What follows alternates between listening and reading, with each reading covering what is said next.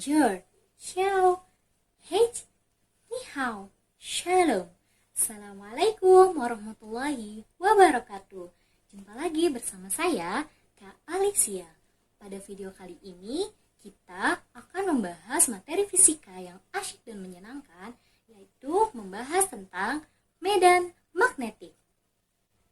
Sebelum kita lanjut mengenai pembahasan medan magnetik, alangkah baiknya kita berdoa terlebih dahulu. Bismillahirrahmanirrahim, dan sesuai keyakinan masing-masing. Nah, selanjutnya apa saja ya KI dan KD dari mata materi fisika medan magnetik? Kompetensi intinya yaitu menganalisis medan magnetik, induksi magnetik, dan gaya magnetik pada berbagai produk teknologi. Kompetensi dasarnya yang pertama menganalisis prinsip kerja proses medan magnetik dalam kehidupan sehari-hari. Lalu yang kedua menjelaskan konsep dari medan magnetik, dan yang ketiga mengidentifikasi flux magnet dan gaya magnet yang ada pada medan magnetik. Setelah kita membahas KI dan KD dari materi kita kali ini, apa saja pengertian dan macam-macam dari magnet? Yuk kita langsung simak penjelasan berikut ini. Assalamualaikum warahmatullahi wabarakatuh. Jumpa lagi bersama saya, Kak Alicia. Nah, pada pelajaran kita kali ini, kita akan membahas tentang medan magnet. Nah, siapa yang suka bermain magnet waktu kecil, yang suka heran melihat magnet-magnet yang menempel di kulkas rumah? Nah, kalian tahu nggak sih, kenapa magnet-magnet yang ada di kulkas itu bisa menempel dan tidak jatuh? Nah, agar tidak bingung melihat magnet yang suka menarik atau mendorong satu sama lain, yuk kita lanjut aja membahas mengenai medan magnet. Magnet adalah suatu benda yang mampu menarik benda lain di sekitarnya yang memiliki sifat khusus. Nah, setiap magnet memiliki sifat kemagnetan. Apa sih sifat kemagnetan? Nah, jadi sifat kemagnetan adalah kemampuan benda dalam menarik benda-benda lain di sekitarnya. Yang kedua, ada sifat-sifat magnet. Apa aja ya sifat-sifat dari magnet? Magnet hanya menarik benda tertentu yang ada di sekitarnya. Tidak semua jenis loh benda yang dapat ditarik oleh magnet meskipun berada dalam jangkauannya. Nah, yang kedua, gaya magnet dapat menembus benda. Kemudian, magnet memiliki dua kutub, yakni kutub utara dan kutub selatan. Apabila kutub magnet yang sejenis didekatkan satu sama lain, maka kedua kutub akan saling tolak-menolak. Nah, sebaliknya, jika kutub yang berlainan didekatkan, maka akan saling tarik-menarik. Medan magnet akan membentuk gaya magnet. Nah, medan magnet inilah yang akan semakin rapat jika didekatkan dengan sebuah magnet. Pembahasan yang ketiga, kita membahas mengenai jenis dari bahan kemagnetan.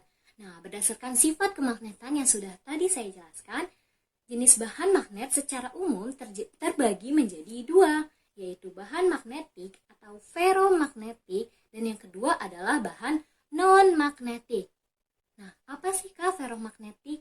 Ferromagnetik adalah benda yang dapat ditarik dengan kuat oleh magnet jika benda jenis ferromagnetik berada dekat dengan magnet. Nah, magnet akan tarik-menarik. Selain itu, benda yang termasuk bahan ferromagnetik dapat dijadikan suatu magnet. Contohnya apa ya? Contohnya adalah baja, lalu besi, nikel, dan kobalt. Kemudian, jenis yang kedua, bahan non-magnetik. Bahan non-magnetik ini terbagi atas paramagnetik dan diamagnetik. Paramagnetik itu apa ya? Benda yang dapat ditarik dengan lemah oleh magnet kuat. Contohnya aluminium, tembaga, platina, dan lain-lainnya. Kemudian, diamagnetik adalah benda yang menolak magnet. Benda ini tidak dapat ditarik sama sekali oleh magnet, meski berada sangat dekat dengan magnet yang kuat. Contohnya adalah emas, kemudian seng, dan merkuri. Dan pembahasan selanjutnya itu ada macam-macam bentuk magnet. Nah, macam-macam bentuk magnet yaitu yang pertama ada magnet batang yang bentuknya menyerupai batang panjang atau balok atau juga seperti kubus. Yang Yang kedua ada magnet silinder, menyerupai seperti tabung yang panjang. Lalu ada magnet jarum yang menyerupai jarum kompas dengan kedua ujung atau kutub magnet yang runcing. Kemudian ada magnet U, magnet ladam yang berbentuk seperti tapal kuda atau berupa dengan huruf U. Dan yang selanjutnya ada magnet cincin. Magnet ini memiliki bentuk bulat menyerupai cincin. Magnet yang selanjutnya adalah magnet keping. Magnet ini memiliki bentuk menyerupai kepingan logam. Lalu setelah membahas magnet, apa sih yang sebenarnya pengertian dari medan magnet? Jadi medan magnet adalah suatu medan yang dibentuk dengan menggerakkan muatan listrik atau arus listrik yang menyebabkan munculnya gaya di muatan listrik tersebut, sehingga putaran mekanika kuantum dari suatu partikel membentuk medan magnet dan putarannya itu dipengaruhi oleh dirinya sendiri seperti arus listrik. Inilah yang menyebabkan medan magnet dari ferromagnetit atau permanen yang sudah saya jelaskan tadi. Nah, jadi berdasarkan ferromagnet atau magnet yang permanen, sebuah medan magnet adalah medan vektor. Apa itu? Yaitu berhubungan dengan setiap titik dalam ruang vektor yang dapat berubah menurut waktu. Nah, arah dari medan ini adalah seimbang dengan arah jarum kompas yang diletakkan di dalam magnet tersebut. Berdasarkan sifat-sifat magnet yang sudah dijelaskan, maka sifat medan magnet pun berdasarkan hasil kerja dari Maxwell telah banyak menyatukan listrik statis dengan kemagnetan yang menghasilkan sekumpulan 4 persamaan mengenai kedua medan magnet tersebut. Namun, berdasarkan rumus Maxwell, masih terdapat 2 medan yang berbeda yang menjelaskan gejala yang berbeda. Nah, Einstein lah yang berhasil menunjukkan dengan relativitas khusus bahwa medan listrik dan medan magnet adalah 2 dari hal yang sama. Jadi, dari 2 aspek hal yang sama ini adalah seorang pengamat yang bisa merasakan gaya magnet di mana seorang pengamat bergerak hanya merasakan gaya elektrostatik.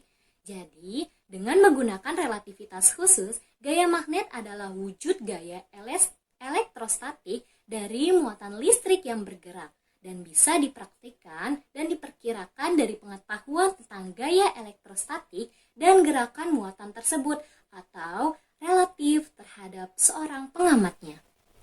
Seperti gambar di samping, arus yang mengalir melalui sepotong kawat membentuk suatu medan magnet yang disekelilingi oleh kawat. Nah, medan magnet tersebut terorientasi menurut aturan tangan kanan. Jadi, magnet itu terdiri dari magnet-magnet kecil yang mengarah ke arah yang sama atau magnet elementer. Setiap magnet memiliki 2 kutub magnet, yaitu kutub utara dan kutub selatan. Sifat dari kedua kutub itu adalah jika kutub yang sejenis, maka akan saling tolak-menolak, dan kutub yang tidak sejenis, maka akan tarik-menarik. Itu yang sudah tadi kita jelaskan mengenai sifat magnet di awal. Magnet dapat menarik benda logam tertentu karena susunan magnet elementer di dalam sebuah magnet itu tersusunnya teratur. Bila kita bisa membuat susunan magnet elementer teratur, maka kita bisa juga membuat magnet. Nah, hal penting yang harus kita pahami adalah sebagian besar orang berpikir bahwa cara membuat magnet ini menentukan sifat kemagnetan suatu benda. Orang selalu berpikir bahwa jika magnet dibuat dengan cara menggosok-gosokkan, maka akan diperoleh magnet permanen. Dan jika diperoleh dengan cara elektromagnetik, maka akan diperolehnya magnet yang sementara. Jadi sebenarnya anggapan ini adalah keliru, bukannya salah. Kenapa bisa seperti itu? Karena orang tidak melihat bahan yang digunakan. Jika baja dibuat magnet dengan cara digosok, akan diperoleh magnet permanen. Tetapi jika besi yang digosok, maka akan diperoleh magnet sementara. Kebanyakan ketika orang membuat magnet dengan cara menggosok-gosokkan selalu menggunakan baja. Inilah mengapa muncul anggapan bahwa menggosok dapat membuat magnet bersifat permanen. Berdasarkan pembahasan dari medan magnetik kali ini, kasus yang lain adalah elektromagnetik. Jika kita amati, elektromagnetik manapun akan menggunakan inti besi lunak atau besi bukan baja. Karena inti besi yang digunakan, maka elektromagnetik elektromagnetik menghasilkan magnet sementara. Tetapi, coba kalian pikir apabila intinya diganti dengan baja. Nah, apa yang akan terjadi? Yang pasti, baja akan menjadi magnet permanen sehingga elektromagnetik tidak dapat dimanfaatkan. Jadi, kesimpulannya, dari penjelasan kasus tersebut, maka sifat permanen dan sifat sementara suatu magnet dalam medan magnet tidak dipengaruhi oleh cara membuat, tetapi dipengaruhi oleh bahan yang digunakan. Dengan cara apapun, jika bahan yang digunakan baja, maka magnet yang dihasilkan akan bersifat permanen. Nah, tahukah kalian bahwa ada medan magnet yang terbesar dan merupakan magnet alam raksasa? Apa ya? Yaitu bumi.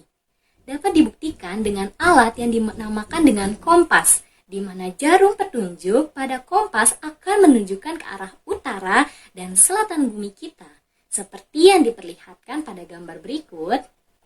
Karena sekeliling bumi sebenarnya dilingkupi garis gaya magnet yang tidak tampak oleh mata kita, tapi bisa diamati dengan kompas keberadaannya. Ketika batang magnet memancarkan garis gaya magnet yang melingkupi dengan arah dari utara ke selatan, pembuktian sederhana ini dilakukan dengan menempatkan batang magnet di atas lembar kertas. Kemudian, di atas kertas tersebut ditaburkan serbuk halus besi secara merata. Yang terjadi adalah dibentuklah garis-garis dengan pola melengkung oval di ujung-ujung kutub. Nah, ujung kutub utara selatan itu akan muncul pola garis gaya yang sangat kuat. Daerah netral, pola garis gayanya itu magnetnya lemah. Lalu, apa yang membuat kita bisa berdiri di atas bumi? Jawabannya, karena bumi mempunyai gravitasi, yaitu kekuatan untuk menarik semua benda yang ada di sekitarnya. Tidak peduli itu benda magnetik atau bukan. Nah, gravitasi bumi ini ditimbulkan karena bumi mempunyai massa. Semakin besar massa, maka semakin besar gravitasinya. Ini sama sesuai dengan hukum Newton dan teori relativitas. Sedangkan sifat kemagnetan bumi ditimbulkan karena bumi berotasi dan berevolusi. Jadi, jika bumi tidak lagi berotasi, maka sifat kemagnetannya akan lama-lama menghilang. Mulai dari sekarang, supaya pembahasan bab kemagnetan dan medan magnetik ini tidak membuat bingung, maka kita harus bisa membedakan antara gravitasi bumi dengan magnet bumi. Selanjutnya, bagaimana sih cara menentukan kutub magnet dengan tangan kanan? Nah, kaidah tangan kanan ini bisa digunakan untuk menentukan arah medan magnet di sekitar kawat yang berarus listrik. Bagaimana caranya? Jadi, teman-teman cukup letakkan tangan kanan karena cara yang dilakukan dengan menggenggam 4 jari tangan dan ibu jari tegak lurus persis ketika mengacungkan jempol kanan. Nah, seperti ini kira-kira gambarannya. Jadi, ketika ada kawat yang meliriknya ke arah depan, maka kita menutupnya seperti ini. Berarti, garis utaranya menunjukkan ke arah sebelah kiri saya. Kemudian, ketika sebaliknya, jika kawatnya itu melilitnya menghadap ke dalam, maka garis utaranya itu adalah ke arah kanan. Jadi, arah ibu jari yang mengarah ke atas menyatakan arah arus listrik dengan simbol I, sedangkan arah 4 jari lainnya menyatakan arah medan magnet dengan simbol B. Nah, maka gambar yang seperti di samping adalah pada posisi horizontal dan vertikal. Kemudian, jika ada contoh soal, perhatikanlah gambar berikut.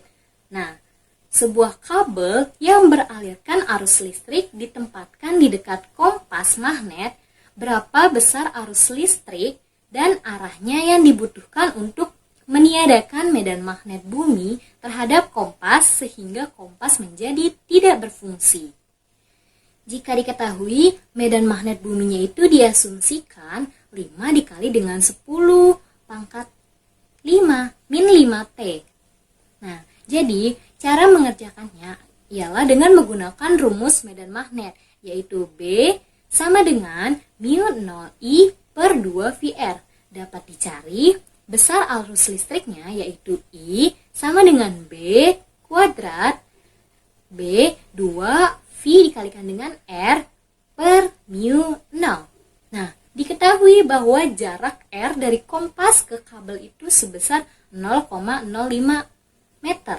Maka dapat kita satukan jika I sama dengan 5 dikali dengan 10 pangkat min 5T, 2V dikali dengan 0,05 meter, dan 4VR dikali dengan 10 pangkat min T. Nah, maka hasilnya adalah I sama dengan 12,5 ampere. Dengan menggunakan kaidah tangan kanan, kita harus menempatkan ibu jari kita ke bawah agar jari-jari yang lainnya memiliki arah yang berlawanan dengan medan magnet atau kompas, sehingga arah arus listriknya itu menembus atau menuju kertas yang menjauhi kita. Oke, selanjutnya kita masuk ke kuis. Nah, kuis kali ini kita akan menggunakan Peer Deck. Silahkan teman-teman buka link joinpd.com atau seperti link yang ada di deskripsi menggunakan kode berikut. Nah, setelah teman-teman sudah masuk, langsung saja mengerjakan kuis yang sudah saya sediakan. Oke, langsung saja kita mulai kuisnya. Kodenya adalah OTOGT. Oke, apakah kamu sudah siap untuk kuis? Buka responnya. Apakah sudah siap untuk kuis? Oke, I'm ready. Siap. So, siap. Oke, kita lanjut aja ya ke kuisnya. Kuis yang pertama yaitu gambarkan macam-macam bentuk magnet yang kamu ketahui. Apa yang tadi saya sudah jelaskan, silahkan kalian gambarkan yang kalian ketahui.